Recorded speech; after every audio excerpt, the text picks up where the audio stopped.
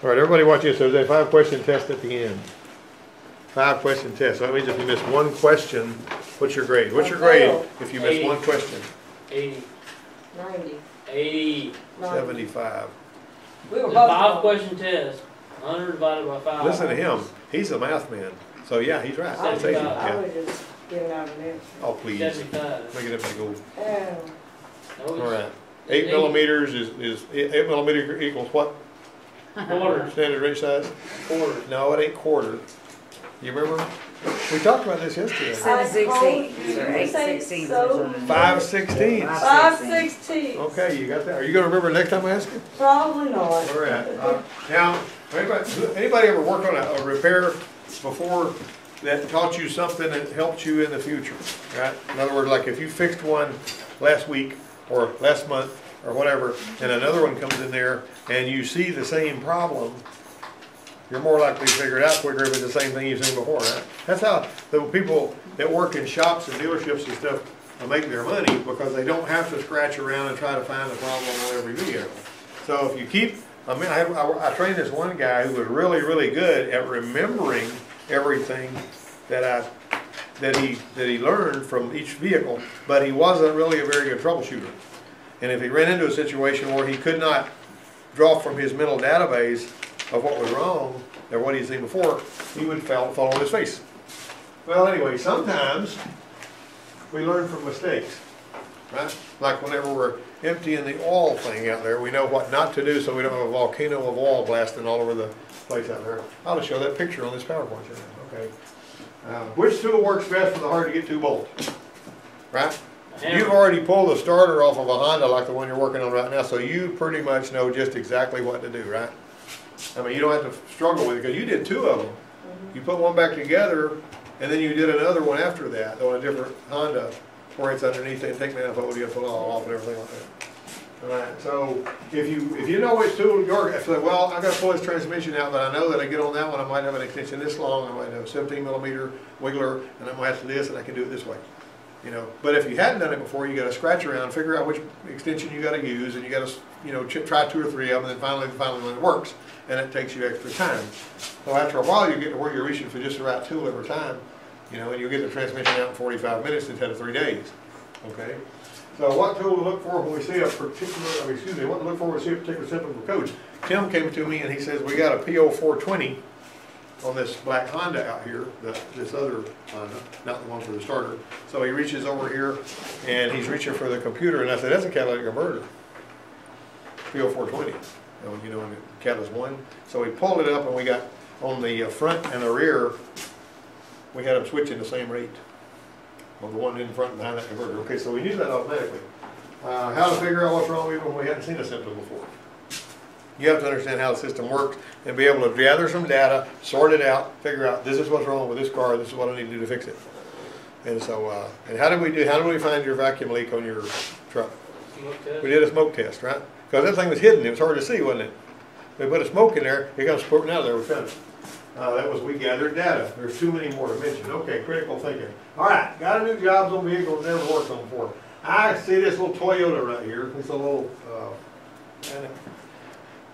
87 model Toyota Camry with a motor like that little stand out there. All right. This was me working at Flying Blind, working on the thing. So when I worked on that thing, I could have sworn, you know, I drove it down there because it was cutting up. And somebody said, hey, can you look at the car? And I drove it to the Ford place, wrote a ticket up on it. And this timing belt had jumped 3 teeth. And I drove it all the way to Dothan with 3 teeth jumped and it was running bad, but it never finished jumping and living beside the road. And so what I wound up doing, I said, I don't have all data. I didn't have any shop manual. I didn't have nothing. I just had to sort of wing it and figure it out as I went along. So I called the Toyota place over there to talk to the guy that I knew over there. And you know, just because somebody is, if somebody works at a Chevy or a Ford dealership or something like that, those are the ones that are going to be the best on. But if you bring them a Honda or a Hyundai or, you know, some other vehicle, they may not be quite as good on that. And that was not good. So anyway, no all data or anything. So this guy, believe it or not, I still just plainly remember this. The guy said, line it up on that hole, on that right there. Now the one on this engine out here, you line it up here, right? Everybody's done that. Well, on that particular car that I had worked on, I could have sworn in a court of law that I lined it up right there. I may have been totally out of it and lost it and got old timer's disease or something like that. But the long and the short of it was, that part started up, ran, drove it back, and ran just fine. And I remember him telling me that little punch mark is where you line it up. Now, why that would be there, I don't know. That was an 87 model. There was an 89 model that came in here. And so we actually lined it up on that mark because that's what I thought I remembered without looking it up. And the darn thing wouldn't start. And we had pulled the head off for another reason or whatever. But anyway, so I ignored that one. That's the one we should have used. And then I found out my rear view mirror didn't work right. I looked in the rear view mirror and I saw I remembered lining it up with this mark right here. That ain't where I was supposed to line it up. Alright, so that's what it looks like. And you've seen that on that Toyota out there on the stand. Alright, so use the 10 o'clock punch mark. Well, did the belt on an 89 Camry wouldn't start. That's what I was talking about. With same place, mark still in the same place. What that other mark's for, I don't know. Maybe I should know, but I don't. Alright, mark's in the same place. So looking back's necessary, just like I was talking before. When we're familiar with the vehicle we're working on, we sometimes find a failed part that doesn't ordinarily fail. Okay, which part usually fails? What's my rule of thumb? The part that usually fails is the one that's in the most hostile environment, that's doing the hardest work. Give me an example. Fuel gauge. What's usually wrong with a fuel gauge? The dead-gum cinder in the tank. Because what's it doing? It's always back there moving around, going up and down, rubbing those little contact rubbing. And hot, cold, and all this kind of stuff. Gasoline in there, and that kind of stuff. There basically is usually what fails on a fuel gauge. The temptation is to replace the part, clear the code, run the vehicle down the road for a quick test up, move on to the next job. Actually, what we're supposed to do is drive it until all the monitors are cleared. And they have a little thing you can plug into the OBD2 port, and when you're driving it, all the monitors are cleared, it'll go beep, make a little beep. So you can just drive it around town like you ordinarily would. All right, run the course, vehicle will come back with exactly the same unusual failure a short time later. One time, this guy that was working over there had this Bronco 2 that he was working on. And he would rev it up, and it would go, it would idle just fine. But when you rev it up, it would go, oh, and then he'd let it off and he'd come back. But he partially covered up the air intake into the throttle body. And when he had an air intake partially covered up, it'd go vroom, vroom, vroom. Then when he let off, it'd go, oh. So what does that make you think it is? Too much fuel. No. Too much air. What? Too much air. Too much air. That sounds right, doesn't it? And you're not 100% wrong, but how do you fix it? What are you going to do about that? Now you've gathered that piece of information, you've partially covered up the throttle body, it revs up like it's supposed to. This one had a distributor on it. And I told Mark, I says, Mark, he cleaned the injectors and all that kind of stuff. And I says, Mark, cleaning the injector ain't going to do it. Oh, I'm going to go ahead and clean it. That's got to be what it is because it's a fuel problem, you know. So he cleans the injector. And she's like it was, and she's like it was. Ooh, doesn't change. And I says, take the distributor cap off and look at the rotor button. Because I had run into that on a different kind of car, but it was exactly the same symptom. He pulled the thing off, looked at the rotor button, it was burnt through. When you give it the gas, all that air was going in there, and the spark was looking for somewhere else to go, went through the rotor button. You know, on the old Chevys, whenever the rotor button burned through, it just wouldn't start. You know, especially on the motor. All right. So we have to be candid and backtrack to say why the part failed. If you put a part on there without finding out why it failed and it fails again, whose fault is that? You got to find the root cause of the failure and all that. It can cause an ethical quagmire. It's not usually all that hard to figure out, even if we don't like the answer. It's a foregone conclusion somebody will be unhappy. Well, this Cherokee was clean inside and out. Beautiful vehicle. Only 33,000 miles showing, and a soldier and his wife bought it on a used car lot. And they drove it. The price was right, paperwork's done, so the engine oil was fresh. They drove 6,000 miles before having it changed. Now, I like to do mine at 3,000. Some of y'all probably picked up on that, right? That old 7,500 is okay. Some people do it at 5,000. I like 3,000. I don't really care if I'm using synthetic blend. I'm going to do it at 3,000, okay? Because that's just what I like to do. Because if you don't change the oil on these engines that have these cam change sliders in there, who wants to put a motor in an 04 F-150 that the camshafts have come all apart in? I'm asking a question. Hello? You want to do it?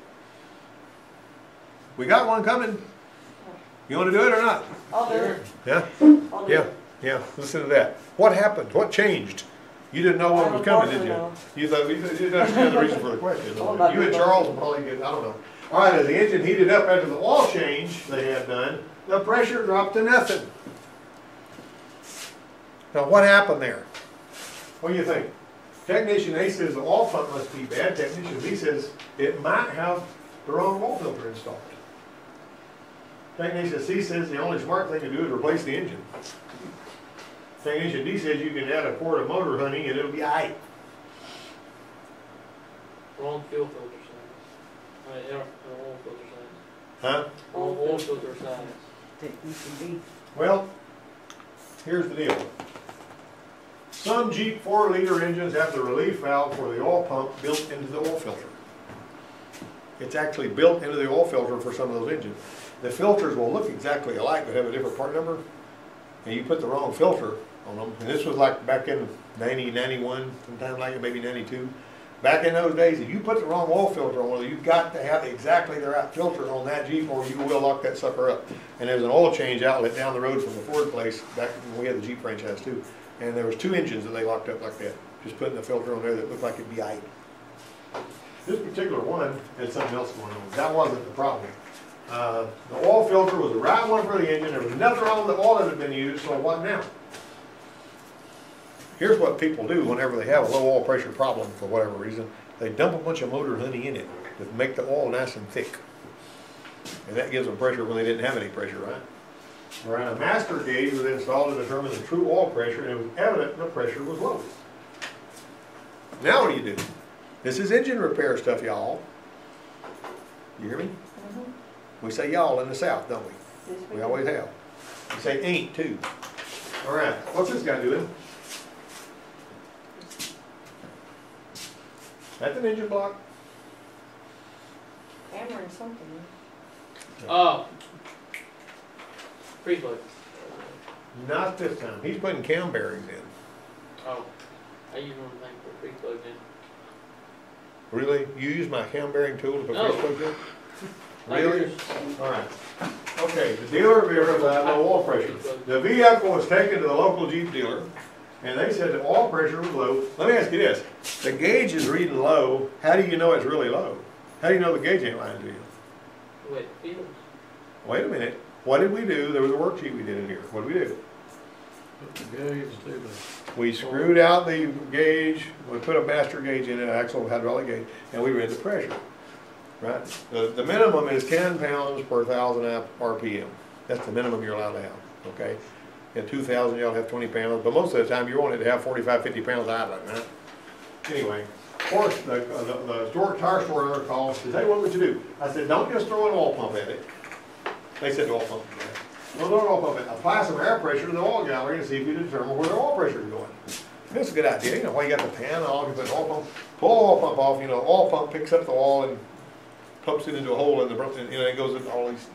And so I said, get a rubber tip blower and stick it up in there and blow air pressure up in that oil gallery and see where you hear the pressure leaking from. You know, pretty smart, huh? So I dropped by the tire store a few days later. They just popped an oil pump on it. They didn't do any of the stuff I asked them to do, right? So they were stuck with a vehicle they couldn't sell because after it warmed up, the oil pressure would still drop off. It was better, but it wasn't right, right? Train wreck, epic proportions. This guy was a U.S. serviceman. He qualified for work here at the college. So first thing we did was drain the crankcase, pull the oil pin, fairly simple job, removing the shiny new oil pump the tire store had installed. We put a rubber tip nozzle, put a large amount of air blowing out around the cam bearings. If there's a lot of space there, when the oil gets thin, it's just going to go squirting out there. And you've lost your pressure, right? That's the thing on that. This is how it goes. The oil pump picks it up. You got them 2 gears there. And they got a little filter bypass valve there. There's your filter. And there's your oil pressure switch. And see how it's pumping it through the crank. The last place that oil goes is up here. And that's the first place that's going to suffer if you've got low oil pressure. You got it? On this kind of engine, the cam bearing. And that's actually in the block. This is not an overhead cam engine, it's a 4-liter. Right? All right, you can pressure the oil system through the oil pressure switch port. If you wanted to, you could shoot it in right there. You know what I mean? If you pull it out, you can just use the pressure in there and probably find out a little something that way. Just be careful how much pressure you put in there because you don't want to blow the oil filter off. All right, on the GRP 4-liter, the oil is picked up out of the pump, pulled through the oil filter, the filter lifter a little bit, makes its way through hollow push rods and rocker arms and all that. And the lion's share of the oil goes from there through drill passages that pass through the cam bearings or on down the main bearing journals, and then it drains back down and all that. That's kind of the way that works. That's an over straight 6, you know. Okay, so what has to happen now? Well, the engine's gotta come out to do the job, right? You cannot get the, you can't do anything with the cam bearings or the camshaft and all like that when I pull the motor slam out. You gotta get it all the way out, you gotta get it on the engine and all that. Cam bearings hadn't spun, but they were worn out. That's an actual picture of the cam bearings that were, that's how they were. The rod and main bearings look just fine. They haven't begun to suffer yet because they're swimming in oil anyway, and they also have, the pressure, what pressure was available was being pumped to them and up here before we wiped that out. And so all the cam bearings are all measured within specs, so we didn't have a problem with that. And the timing chain only had a little bit of slack. Well, the cam bearings look almost exactly alike on the 4-liter, but don't just dump them on the bench and start putting them in there pell-mell. Those things have got to go in there in a particular order. When you get them from Perfect Circle or somebody, they'll have sequential part numbers. The ones we used to get from Jeep were different colors. So a lot of engines, if you've got cam bearings right here, don't assume all the cam bearings are the same size because they may not be. Check that out. Look at your specs in the book and see. All right. My guys discovered this while they were checking clearances.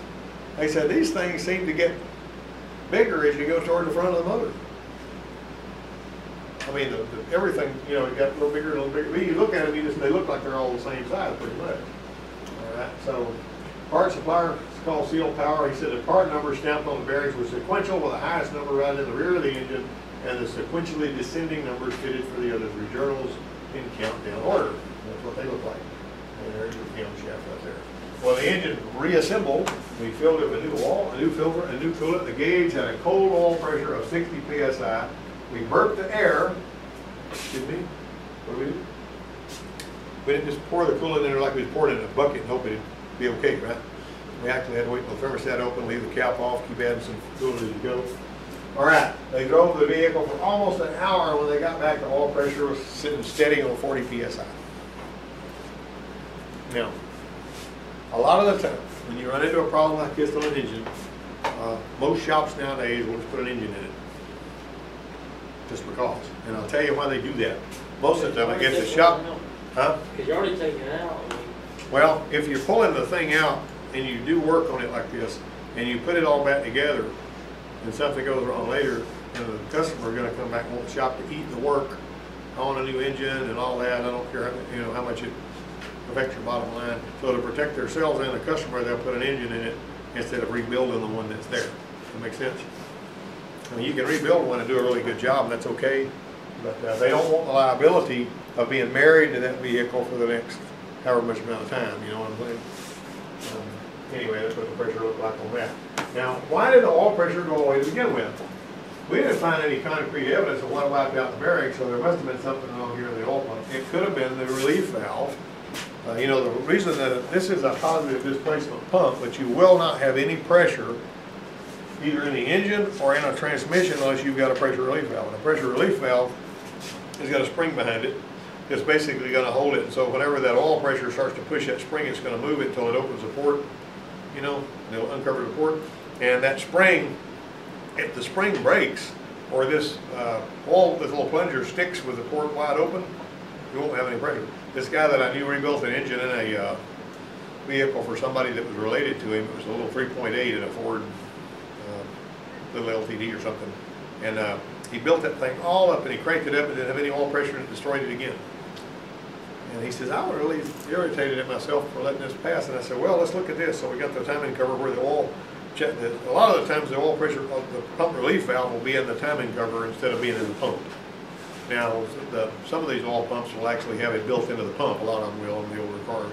But the thing about it, well, you see that oil pump behind you right there? Grab it. That one with a stem on it. That's it. Don't drop that other oil pump on the floor or you'll fail the exercise. Okay. Now that right there is an oil pump. Now the cool thing about oil pumps is I could have Kayla go out there and stick that little sump down in the under the oil and turn that little handle, and you know that oily mess you made over there? It would look just like that. I mean, when you turn it, it'll squirt oil 10 feet. You'd be surprised how much how the capability of that thing is. But the relief valve is built into that oil pump, and it's right there on that in there. Yeah, exactly. And I have seen times when the oil pressure was low on one that I rebuilt. I'll be right back. At that truck. Don't do that. You would too, wouldn't you? Yep. That truck that I rebuilt the motor on that time, the guy that owned the truck shop and all, he goes, oh no, the oil pressure's a little bit low, what are we gonna do, what are we gonna do? Because we didn't have any other issues with bearing clearances. He didn't want to put an oil pump on there because he didn't price it out and he didn't want to tell the guy. So I took the relief valve out of it, pulled the lid, and put some washers behind the spring so it would be tighter. And the oil pressure came right up where it was supposed to be. I mean, there's all kinds of little tricks you can look at. But anyway, remove the oil pump, spin the gear. They seemed to be loose when he shook the pump. This was the pump he pulled off, but he threw the pump away and didn't give me a chance to, look at it. I don't know, whatever. But on this Jeep 4, the relief valve built in the pump. That's usually the case, this particular one. See that relief valve? See, it's got to squeeze that spring in order for that to go back to the sump. And until it gets that spring squeezed, the pressure is going to keep going up. And it's going to take that thing is constantly going to be barely uncovering that port. It's going to keep the pressure 40 to 60 pounds or whatever. All right, so, okay, here you go. Here's some questions. Which wear-prone component on an engine receives unfiltered oil? Which wear-prone component on an engine receives unfiltered oil? This is oil that never sees the oil filter. The timing? Well, that's the work's done.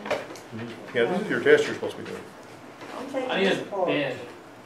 Rather than doing a test, I think I'll take the oil filter part, huh? Get to know it. So now you have to answer the question. So everybody else will get the answer right. I answer it. Huh? I answer Yeah. He's got an idea. What do you think? Is it, You got 10 seconds. is the old pump? it. Yeah. Very good. The oil pump. Because the pump then goes to the building. All right. Ha I don't need anything. You don't hold anything. And a motor oil classified CF4/SH, what does the C stand for? Compression fired. Charles answers all the questions. Have you ha. I was noticed that? thinking, oh, yeah. You were thinking. You gotta be quick. It ain't gonna be Four-cylinder cold compression done. fired. And Fuel, formulated for Carnegie grade fuel, which doesn't exist. One time in here, I put a question on here, and I says, which one of these devices requires a heated hydrocarbon vent? They were scratching their heads. Well, there's no such thing as a heated hydrocarbon vent. They were confused by that. Anyway, Technician A says any oil filter that's the right size and has the same threads will work. Technician B says some engines can be destroyed. Already talked about that. If you get that Both. wrong, shame on you. Some will work, but some won't. Excuse me? B. All right, it wasn't both, Technician A says late ignition timing can cause a speed density fuel injection system to run rich and force the fuel trim readings to the negative. Technician B says an erroneously low barometric pressure reading will drive fuel trim figures to the positive. Everybody ought to know the answer to these. All right, here's an algorithm that they type into the fuel injection computer, and I need you to tell me what it means. At a calculated pulse width of less than 1.2 milliseconds and an engine speed greater than 1200 RPM, the injectors are turned off. When does this happen? I mean, that's just it. At a calculated pulse width of less than 1.2 milliseconds and an engine speed greater than 1200 RPM, the injectors are turned off. What's the purpose of that? Like rev limit. You're coasting. You let off? I said let off the first time. He's like, I didn't hear that. didn't I? You're supposed to say it. Don't do like the guy that was over there and told me, Is it, hey, All right, ignition timing can cause it to run rich, that's correct. Yeah, but what about technician B? A low barometric pressure will drive it to positive. If it thinks it's at high altitude, what's it gonna do? It's gonna subtract fuel. What's that gonna do to the fuel trims? They're gonna go positive, right? You get it? Yeah, so it's, Each of the following statements is true except all engine oil pumps are positive displacement pumps. Is that true? 10 psi per 1,000 RPM is the minimum acceptable oil pressure. Did I say C. those words? The C is lifters wrong. receive oil pressure right after the oil leaves the filter. That's wrong. That's wrong. That's the last thing we do. The cam bearings on any engine are interchangeable from bore to bore. You know that ain't right. Right? Oh wow, look at here. Son of a gun, look at there. There's two questions here that I don't like the looks of. I mean, two answers. What do you think about that? Don't you love it when you come to a test question like that on an ASC test? When you think, crap, it could be two of these answers. I've seen those on the L1. I'll be looking at it and say, here's the scan tool data. Okay, why won't this deal start? I'm saying, well, that could be the reason, that could be the reason too. I'm saying, what am I gonna do? well, which one is it? So, C? Well, I was just trying to get you to think. I think when I wrote that question, I was, basically was out to lunch upstairs. But this is true. This is true. This one here, they're the last thing to relieve pressure, so I don't know why that's in there. And the cam bearings are not interchangeable on any engine from bore to bore. So both of these right here are bad answers. Okay. All right. Okay, anybody learn anything today? Yes, Were you bored out of your skull? just hungry. You actually maintained your focus this time. I'm doing better. Yeah. Charles is always like a laser when he's not holding his phone and texting his girlfriend. And, you know. All right, Not gonna. all right.